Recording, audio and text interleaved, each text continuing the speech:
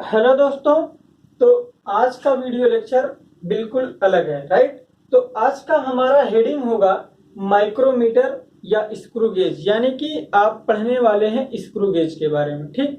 तो डियर, अगर बात की जाए कि जिस कमरे में आप बैठे हो उस कमरे की लेंथ को अगर मैं मेजर करने को बोलूं तो बोलोगे सर कि हमारे कमरे की लंबाई जो है वो 4 मीटर है, 5 मीटर, यानी आप जो है मीटर स्केल से क्या करते हो, अपने कमरे की माप मेजर कर सकते हो, राइट। अच्छा, अगर मैं बात करूं कि डियर ये जो मार्कर आपको दिख रहा है इस मार्कर की लेंथ क्या होगी, तो बोलोगे सर इसकी लेंथ तो ये 7 सेंटीमीटर, 8 सेंटीमीटर, यानी कि कमरे की लेंथ को आपने मेजर किया मीटर में और इसकी लेंथ को किस में मेजर किया, आपने सेंटीमीटर में। चलो ठीक है। अच्छा, अब अगर मैं बात करूं मेरे शर्ट का जो ये बटन बना हुआ है, बेटा इसका डायमीटर मेजर कर दो। तो आप क्या करोगे कि आप सेंटीमीटर पैमाना लाओगे और जिसमें क्या लगा रहेगा, मिलीमीटर रहेगा, और इसका बटन का जो अगर डायमीटर में पूछूं मैं तो बता दोगे डियर कि ये 8 मिलीमीटर है, राइट। यानी कि आप क्या कर रहे हो कि अगर कमरे की साइज में पूछा तो आप किस में मेजर कर रहे हो, मीटर में। ओके। अब फिर से मैं पूछा कि इस मार्कर की हाइट क्या होगी, लेंथ क्या होगी, तो बोले आपने कि 8 सेंटीमीटर, राइट। अब आप मीटर से सेंटीमीटर में आए। अब दोबारा मैं पूछा कि आप जो है इस बटन की डायमीटर को बताओ डियर, तो आप क्या बता रहे हो, ये 7 मिलीमीटर है, 8 मिलीमीटर, राइट।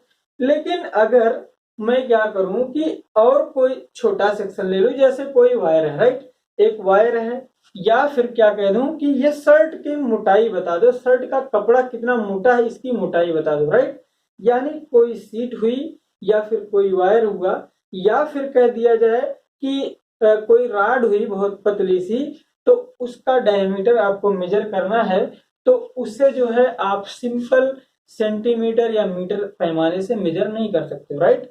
यानी कि उसके लिए आपको एक अलग व्यवस्था बनानी पड़ेगी, एक अलग डिवाइस बनानी पड़ेगी, और वो डिवाइस जो होगी वो क्या कहलाती है, माइक्रोमीटर कहलाती है, और इसको स्क्रू गेज भी कहा जाता है, हिंदी में इसे सूक्ष्म मापी कहते हैं, राइट। तो माइक्रोमीटर देखिए कैसा बना होता है डियर, आप जा करके आप देखिए आपके बुक में, ये एक यू शेप का एक फ्रेम होता है, राइट। ये यू शेप का एक फ्रेम होता है, ये बना इसलिए रहता है ताकि हम इसको क्या कर सके, क्लच कर सके। अब यू फ्रेम के दोनों सिरे पर यहाँ पे जो है एक फिक्स रॉड रहती है जो कि स्टड कहलाती है। क्या कहलाती है डियर, ये स्टड कहलाती है। और इसके दूसरे यू फ्रेम के दूसरे एंड पर क्या होता है, एक स्क्रू रहता है जो कि इस तरह से घुमाया जाता है, तो ये कभी लेफ्ट साइड कभी राइट साइड हो सकता है, वो घुमाने के बेसिस पे। अगर आप इसे इसे आप जो है क्लॉकवाइज घुमाएंगे तो होगा क्या कि ये आगे बढ़ेगा, एंटी क्लॉकवाइज घुमाएंगे तो क्या होगा, ये पीछे जाएगा। अच्छा, जैसे मान लेते हैं यही मार्कर है, इस मार्कर का डायमीटर हमको मेजर करना है, तो हम क्या करेंगे, इसी स्टड और स्क्रू के बीच में ले जाकर के हम रख देंगे, राइट। अब देखिए, अब यहां से हम थिम्बल लगा हुआ देख रहे हैं, थिम्बल में क्या होता है, हैचिंग कर दी जाती है, राइट। हैचिंग इसलिए की जाती है, ऐसे तिरछी तिरछी रेखाएं, ताकि खरोच बना रहता है, ताकि आप इसको आसानी से क्या कर सको, टर्न करा सको। अब जब आप ऐसे ऐसे घुमाते हैं तो ये स्क्रू धीरे धीरे बाहर आता है, और एक समय बाद ये आकर के पूरी तरह से इसको क्या कर लेता है, ग्रिप कर लेता है, राइट। अच्छा, अब ये स्क्रू स्टड पूरी तरह से इस मार्कर को ग्रिप किया है कि नहीं कर पाया है, तो उसे और मतलब ज्यादा टाइट करने के लिए आप क्या करते हो, यहाँ पे लगा हुआ एक व्यवस्था है रेचेट। वो रेचेट क्या करती है, ये स्प्रिंग लोडेड होती है, जब इसको आप घुमाते हैं तो जब इसको भी घुमाया जाता है तो स्क्रू हल्का सा आगे बढ़ता है, लेकिन लेकिन अगर पूरी तरह से स्क्रू और स्टड के बीच में ये ग्रिप हो चुका है, आप अगर इसको और एक्स्ट्रा घुमाएंगे तो रेचेट में कट कट कट कट की आवाज आना स्टार्ट हो जाएगा, और ये स्प्रिंग की सहायता से रहता है, यानी दबना स्प्रिंग स्टार्ट हो जाएगी। तो आप ये समझ जाएंगे कि आपका जो भी स्पेसिमेन लिया गया था वो स्टड और स्क्रू के बीच में पूरी तरह से क्या हो चुका है, ग्रिप हो चुका है, राइट। यानी कि आपको जिस वायर का या फिर जिस सीट का मोटाई, वायर का डायमीटर मेजर करना है, सबसे पहले आप क्या करेंगे, यू शेप वाले फ्रेम को आप हाथ में पकड़ेंगे और दूसरे हाथ से क्या करेंगे, इसके बीच में रख करके उसके बाद जो है इसको धीरे धीरे क्या करेंगे, टाइट करेंगे थिम्बल की मदद से, राइट। अच्छा, जब आप पूरी तरह से इसको जब आप थिम्बल की मदद से इस पर टाइट कर देते हैं तो बात आती है कि अब इसका डायमीटर होगा कितना, यानी कि इसका डायमीटर पढ़ना, यानी रीडिंग क्या होती है ये पढ़ना आपके लिए बड़ी बात होती है। अब देखिए कि रीडिंग कैसे पढ़ी जाती है, इसके लिए थोड़ा सा आपको टेक्निकली समझना पड़ेगा। तो समझिए डियर, क्या होता है कि ये जो स्क्रू होता है इस पर जो देखिए यहाँ पे चित्र में देखिए एक मेन स्केल बनी रहती है, राइट। मेन स्केल बनी होती है जो कि जिस पर देखिए ये जो स्केल है, ये कौन सी स्केल है, मेन स्केल है। ये बिल्कुल उसी तरह से होती है जिस तरह से ये आपका मार्कर का जो यहाँ कैप है, अगर हम इसको खींचे बाहर अंदर कर सकते हैं क्लॉक एंटी क्लॉकवाइज करके। मेन स्केल भी उसी तरह से इसके अंदर रहती है सर्कुलर स्केल के। अगर हम थिम्बल को आगे मतलब क्लॉकवाइज एंटी क्लॉकवाइज करते हैं तो कभी मेन स्केल के ऊपर सर्कुलर स्केल चढ़ना स्टार्ट हो जाती है, कभी ये खुलना स्टार्ट हो जाती है, राइट। अच्छा, यानी कि यहाँ पे खेल किस चीज का होता है, यहाँ पे रहती है मेन स्केल और मेन स्केल पर जो बना रहता है ये खांचा खांचा करके हर एक खांचे के बीच की दूरी, यानी हर एक डिवीजन जो होता है वो 1 मिलीमीटर को रिप्रेजेंट करता है। यानी यहाँ पे देख रहे हैं 0 और यहाँ पे है 5, यानी 0 से 5 के बीच में जगह जो है वो 5 हिस्से में बटी हुई है, यानी हर एक each and every division denote कर रहा है कितने को, 1 मिलीमीटर को, राइट। अच्छा, अब देखिए क्या होता है, इसका 1 मिलीमीटर जो होता है, अब देखिए इसके मेन स्केल के ठीक ऊपर क्या होती है, सर्कुलर स्केल होती है। जब हम थंबल को घुमाते हैं तो थंबल जब एक चक्कर पूरी तरह से घूमता है, राइट, तो होता क्या है, सर्कुलर स्केल का एक बार 0 दिखा के दोबारा दिखाई पड़ जाता है, यानी एक कंप्लीट साइकिल में एक कंप्लीट थंबल को घुमाने पर सर्कुलर स्केल पूरी तरह से एक चक्कर क्या हो जाती है, वो घूम जाती है, ठीक। अच्छा, अब देखिए बात आती है कि स्क्रू गेज यानी माइक्रोमीटर की पिच क्या होती है, राइट। तो समझने की कोशिश करिएगा कि सर्कुलर स्केल जो होती है वो स्टैंडर्ड सर्कुलर स्केल की अगर मैं बात करूं तो सर्कुलर स्केल पर जो होते हैं वो सर्कुलर स्केल पर जो खानों की संख्या बनी होती है वो आपके 100 डिवीजन होते हैं। कितने होते हैं डियर, यानी कि आपके सर्कुलर स्केल में कितने डिवीजन होते हैं, 100 डिवीजन होते हैं। अब जब इसका 100 डिवीजन जो है घूमता है यानी एक कंप्लीट साइकिल करता है तो वो मेन स्केल पर आपका या तो आगे जाता है या तो पीछे जाता है, वो डिपेंड करता है आपने कि रेचेट को थिम्बल को किस तरह से घुमाया। अगर क्लॉकवाइज घुमाया है आपने तो सर्कुलर स्केल जो होती है आगे की ओर मूव करना स्टार्ट करती है, एंटी क्लॉकवाइज घुमाए हैं तो पीछे खुलती है।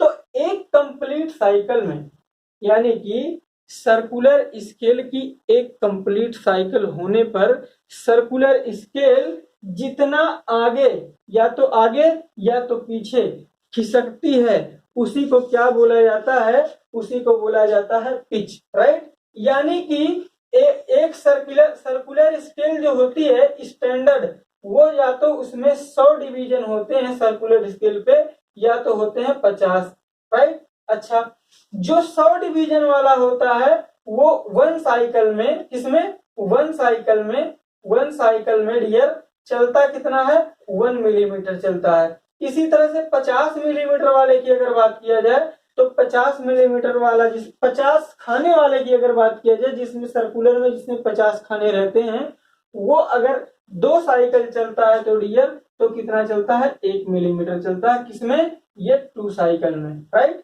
ये कितने में चलता है, 2 साइकिल में चलता है, ठीक। तो पिच स्क्रू गेज की क्या होती है उसे समझने की कोशिश करिएगा। पिच का मतलब होता है एक कंप्लीट साइकिल में सर्कुलर स्केल जितना आगे बढ़ती है उसी को क्या बोला जाता है, उसी को पिच बोला जाता है। यानी कि सर्कुलर स्केल एक चक्कर में, एक राउंड में जितना आगे बढ़ती है उसी को क्या बोला जाता है, पिच कहा जाता है। और पिच को रिप्रेजेंट किया जाता है आपका पी से। और यहाँ पे अगर स्टैंडर्ड आप लिए हैं तो सर्कुलर पे जो है खानों की संख्या बनी रहती है 100 डिवीजन, और 100 डिवीजन के चलने पर वो पिच की वैल्यू कितना होती है, 1 मिलीमीटर होती है, राइट। कितना होती है डियर, 1 मिलीमीटर। अच्छा, अब अगर स्क्रू गेज से इंपॉर्टेंट पॉइंट अगर पूछा जाए तो वो होता है कि लिस्ट काउंट।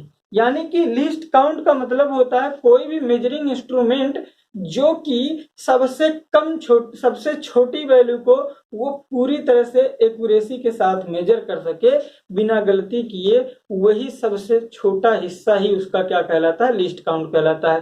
तो आप जो है, जैसे कहने का मतलब कि आप देख रहे हो कि मेन स्केल पर जो है हर एक छोटा डिवीजन जो होता है एक मिलीमीटर को डिनोट करता है। और सर्कुलर स्केल जो होती है, जब 100 खाना या फिर एक कंप्लीट साइकिल चलती है तो वो मेन स्केल पर 1 मिलीमीटर की दूरी को कवर करती है, राइट। तो यानी कि 100 मिलीमीटर 100 खाना 100 डिवीजन सर्कुलर का कवर कितना करता है, मेन स्केल का एक हिस्सा करता है। तो लिस्ट काउंट अगर पूछा जाए, लिस्ट काउंट कितना होगा, तो लिस्ट काउंट अगर सर आपको पूछा जाए स्क्रू गेज का, तो लिस्ट काउंट इक्वल टू क्या होगा, pitch divided by number of division on circular scale. यानी सर्कुलर स्केल में कितने डिवीजन है उसको नीचे कर दीजिए, ऊपर पिच कर दीजिए। इसके आधार पर आप क्या निकाल लेंगे, आप लिस्ट काउंट निकाल लेंगे, राइट। अगर बात किया जाए स्टैंडर्ड माइक्रोमीटर की, तो स्टैंडर्ड माइक्रोमीटर का पिच जो होता है वो 1 मिलीमीटर होता है, और उसमें सर्कुलर में जो नंबर ऑफ डिवीजन होते हैं वो 100 होते हैं। यानी कि सर्कुलर स्केल में 100 डिवीजन, मेन स्केल का हर एक हिस्सा 1 मिलीमीटर का होता है, यानी पिच 1 मिलीमीटर की होती है। तो लिस्ट काउंट बराबर क्या होगा, 1 मिलीमीटर डिवाइडेड बाई 100, जिसे अगर आप डी सॉल्व करेंगे तो 1 मिलीमीटर बटे 100 को सॉल्व करने पे आपका कितना आ जाएगा, 0.01 मिलीमीटर, 0.01 मिलीमीटर या फिर 0.001 सेंटीमीटर। यानी कि आप माइक्रोमीटर की मदद से 1 सेंटीमीटर का 1000वां हिस्सा आप क्या कर सकते हो डियर, मेजर कर सकते हो बहुत एक्यूरेसी के साथ, राइट। अच्छा, अब बात किया जाए कि आपका ये जो स्क्रू गेज होता है वो पूरी तरह से सही नहीं होता है। अगर आप उसको यूज करते हैं तो धीरे धीरे क्या होता है, वो खराब होना स्टार्ट हो जाता है, राइट। तो अगर आप जैसे मार्केट से बनवा करके नया स्क्रू गेज खरीद के लेकर के आए, तो आप सबसे पहले वहां पे जा करके देख लीजिए कि वो सही है कि नहीं है। तो स्क्रू गेज में जो होती है वो 3 तरह की एरर हो सकती है। तो पहली एरर 3 तरह की एरर हो सकती है। तो अगर देखिए, अगर सही स्क्रू गेज रहेगा तो मेन स्केल की जो पट्टी बनी होती है, अगर आप पूरी तरह से थिम्बल को टाइट कर देते हैं, यानी कि स्क्रू और स्टड एक दूसरे से पूरी तरह से टच हो जाएं, यानी स्क्रू और स्टड पूरी तरह से अगर टच हो जाएं, और टच होने की कंडीशन में आपका सर्कुलर स्केल का 0 मेन स्केल से बिल्कुल कोइंसाइड करे। समझने की कोशिश करना डियर कि हम पढ़ रहे हैं स्क्रू गेज में एरर। अगर मेन स्केल सर्कुलर स्केल के 0 को पूरी तरह से कोइंसाइड करे, कब, जब आप बिना कुछ लगाए स्क्रू को स्टड से थिम्बल की मदद से घुमा करके पूरी तरह से टाइट कर दो। अगर सर्कुलर स्केल का 0 मेन स्केल से पूरी तरह से मैच करता है तो ये सबसे बढ़िया माना जाता है स्क्रू गेज, यानी इसमें 0 एरर है। क्या डियर, ये 0 एरर है, राइट। अच्छा, लेकिन अगर स्टड और स्क्रू पूरी तरह से एक दूसरे से टच हैं, लेकिन फिर भी अगर मेन स्केल से सर्कुलर स्केल का 0 जो है वो नीचे है, यानी कि जब आप पूरी तरह से टच हो तब भी जो है सर्कुलर स्केल कुछ ना कुछ डिवीजन रिप्रेजेंट कर रहा है डियर, तो आप क्या कहेंगे कि यहाँ पे इस कंडीशन में जब मेन स्केल जो है वो जो है 0 उस कंडीशन में नीचे हो सर्कुलर से, तो आप कहेंगे यहाँ कौन सी एरर हो रही है डियर, यहाँ आपकी है पॉजिटिव एरर। कौन सी एरर है, यहाँ पॉजिटिव एरर है। इसका जस्ट उल्टा अगर यहाँ पे बात किया जाए, अगर मेन स्केल जो है, मेन स्केल के ठीक ऊपर, मेन स्केल के ठीक ऊपर अगर 0 हो सर्कुलर स्केल का, तब जब स्टड और स्क्रू पूरी तरह से टच में हो, तो आप क्या बताओगे डियर, यहाँ पे आपकी एरर जो है, यहाँ पे नेगेटिव एरर होगी। यहाँ पे कौन सी एरर होगी, नेगेटिव एरर होगी। एक चीज और आपको समझना पड़ेगा, अगर 0 एरर है तो कोई करेक्शन की जरूरत नहीं होगी, यानी कि यहाँ नो करेक्शन होगा, यहाँ कोई करेक्शन नहीं होगा। लेकिन अगर एरर पॉजिटिव है, अगर एरर क्या है, पॉजिटिव है, जैसे आपने किसी वायर का डायमीटर मेजर किया, वो 3.5 मिलीमीटर पढ़ दिया और इसमें पॉजिटिव एरर है, तो आपने जो वैल्यू पढ़ी है उसमें से क्या करेंगे, ये वाली एरर को क्या करेंगे, घटाएंगे। यानी यहाँ पे करेक्शन क्या होगा, यानी एरर पॉजिटिव है तो यहाँ पे करेक्शन नेगेटिव होगा, राइट।